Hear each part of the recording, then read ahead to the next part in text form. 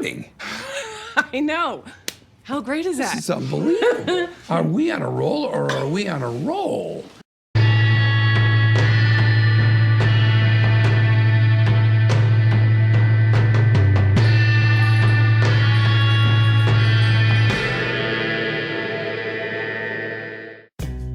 Hey guys, Kiwi here. Warning of spoilers for Breaking Bad, El Camino, and Better Call Saul up to Season 6, Episode 4. In this video, I'll be breaking down discussing the Wendy cameo in Episode 604, along with how Jimmy and Kim teamed up with her for yet another Howard scheme. Well, just remember, keep your feet out of the way, because I'm going to have to leave in a hurry. You twisted that piece of shit!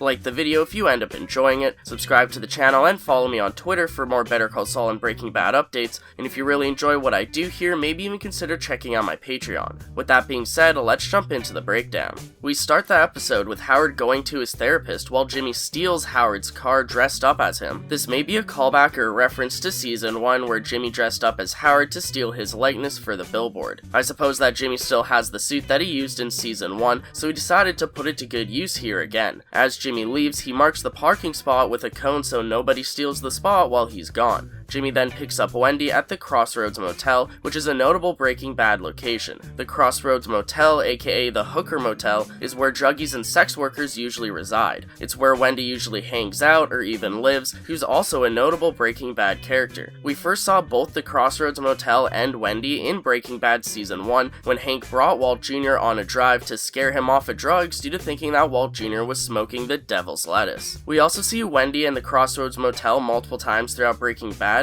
mainly through Jesse and his relationship with Wendy, which, as I covered in a previous video, includes Jesse selling her drugs, them being intimate occasionally, along with Jesse using Wendy to even try and poison rival dealers. But back to Better Call Saul. I always thought that their Wendy scheme with Howard's car would happen at the Crossroad Motel, considering that's what we saw in trailers, but that's just where Jimmy picks up Wendy, which does make sense. I think it's really comical how Wendy's just casually trying to get a soda out of the vending machine while Jimmy is rushing her to get into the car. She says that she already put 2 quarters in, but Jimmy responds by saying he'll buy her a whole pack of soda if she just gets in the damn car. Another funny thing is that Wendy just can't stop staring at Jimmy's hair. She does it for so long that you almost think something's wrong with her, but she's just mesmerized. Minus the spray tan, Jimmy doesn't look half bad. Meanwhile, Kim calls a meeting with Cliff at a specific coffee place. Cliff says that he's going to meet with Rich Schweikart after, and Kim tells him to tell Rich that she says hi. Could we possibly see Rich get involved with the Howard side of the story in Season 6, or was that just an honorable mention? We hear more about Cliff's personal life, with him saying that his wife Alice is taking up baking. We also learn that Cliff's son had a drug problem, which gave Cliff a more personal connection to the law. This reveal could explain why maybe Cliff will feel like he needs to personally help Howard with his fake drug problem. So it does just originally look like Kim is trying to secretly text Jimmy under the table, telling him to go and start their Wendy scheme, but could Kim have recorded Cliff's conversation here as well? I'm not sure what she'll use this recording for,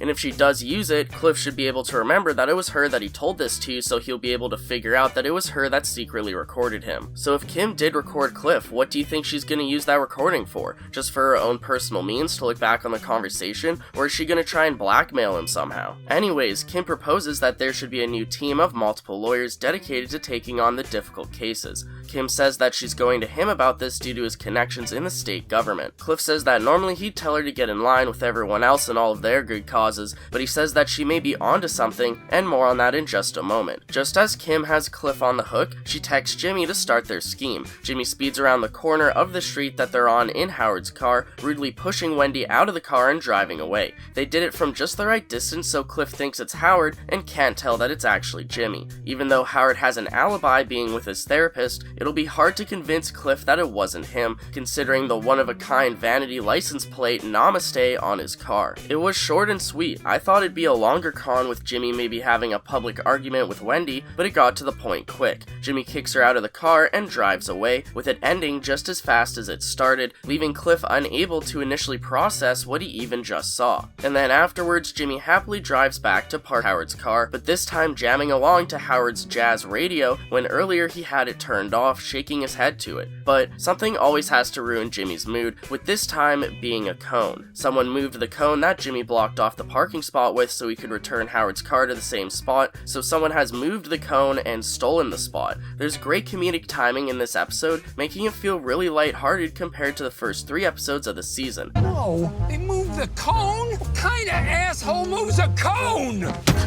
Oh, crap. The way that Jimmy complains who moves a cone is just perfect. So in order to try and fix this problem, Jimmy parks in the next spot, which is blocked off by the sidewalk, but he moves the parking sign over to that spot. There's a lot of tension mixed with comedy here, as it's funny watching Jimmy struggle to pull the sign out, giving some physical comedy, but along with tension, wondering if Jimmy will pull it off or out in time for Howard to come down and maybe spot him. Jimmy just barely manages to stick the parking sign where he needs it, running off literally as Howard comes around the corner. Howard somehow doesn't notice that his car is parked in a different no parking zone, considering that the sign is moved over, with his brain probably just autocorrecting the minor discrepancy. And then for more great comedic timing, as Howard drives away, the sign falls over, as Jimmy barely had enough time to stick it in the ground to begin with. This is just a bit of prop and physical comedy, but it also shows that the con only has to last for as long as they need it to. Kim ends up being the one to drop Wendy back off at the Crossroads Motel, telling her that she'll give her free legal representation anytime she needs. This of course leads into the plotline of Kim being followed, which we discussed in my Kim Meets Mike video. So later on back at Kim's apartment, Jimmy summarizes having to wrestle the parking sign to get it where he wants. This makes their characters and relationship more realistic, seeing them talk and bond over something that we, the audience, has already seen. Usually shows try to avoid repeating things that the audience has already seen, but in this case they do it in a really good way. It really makes them feel more human, even if this isn't even the main or most interesting part of the conversation.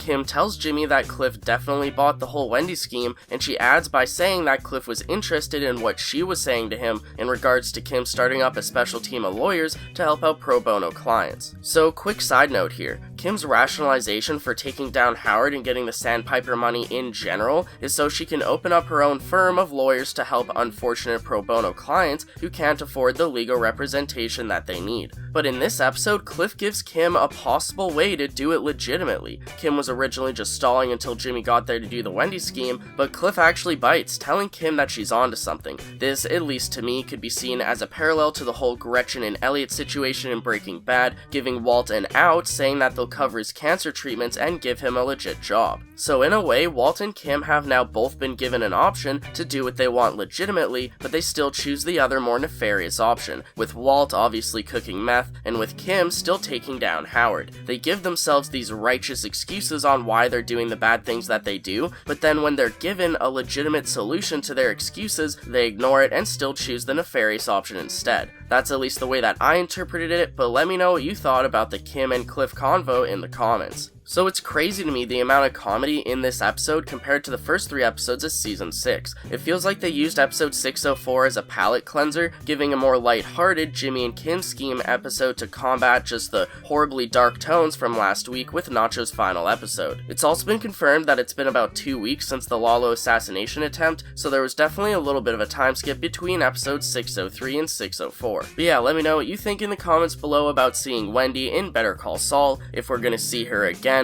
along with the whole Kim and Cliff conversation. I'd appreciate a like on the video if you've enjoyed anything that I've said today, and if you're new to the channel or just haven't yet already, subscribe and hit that bell notification to stay updated on when I post new content on Better Call Saul and Breaking Bad. I thank you all so much for watching, and until next time, I'll talk to you guys later. Peace out!